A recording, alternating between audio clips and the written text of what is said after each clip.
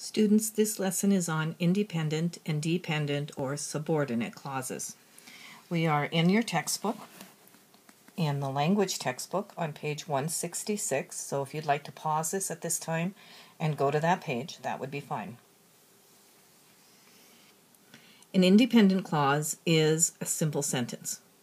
It is a main clause with one subject, one verb, or it could have a compound subject or compound verb. But it is one thought and one main idea. The sun set an hour ago. That is one complete sentence. It has one subject and one verb. The second sentence has actually two independent clauses. There is one sentence, John Merle wrote The Pushcart War, and Ronnie Solbert illustrated the book. These are two independent clauses that could be written as separate sentences, but they happen to be written together, so this is considered a compound sentence. Now, it would be considered a run-on sentence if it did not have this comma and the and. The third sentence in the book is actually a complex sentence. It has a dependent clause and an independent clause.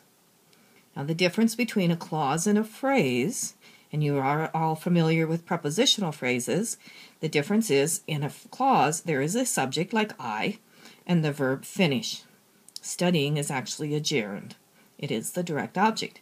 So I is the subject, finish is the verb. A clause will always have a subject and a verb. Usually, clauses start with relative pronouns or subordinating conjunctions, which we'll study later. But in this sentence, it is complex because there is an independent clause, I will go to the movies, and a dependent or subordinate clause, which is after I finish studying. If we move on to page 167, you will see the definition for a subordinate clause. A subordinate clause is the same as a dependent clause. It has a subject and a verb. However, it does not make a complete sentence. It is only a portion of a sentence, which is like a sentence fragment. So that I wanted, what she saw, and since most plants die without light, are all considered fragments, subordinate clauses, and dependent clauses.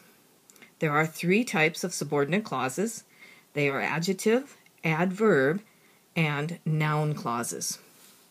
Now we will do a little bit of practice looking at some of the clauses that you see here.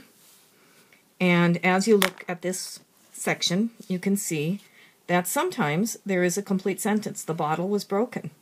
If we capitalize the word the and put a period at the end, it makes sense by itself.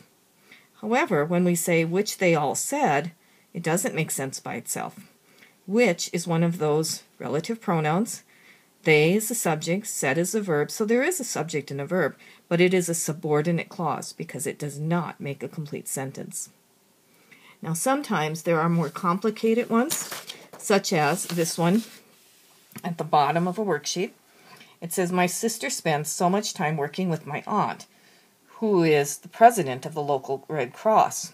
Who is the president of the local Red Cross is the dependent clause.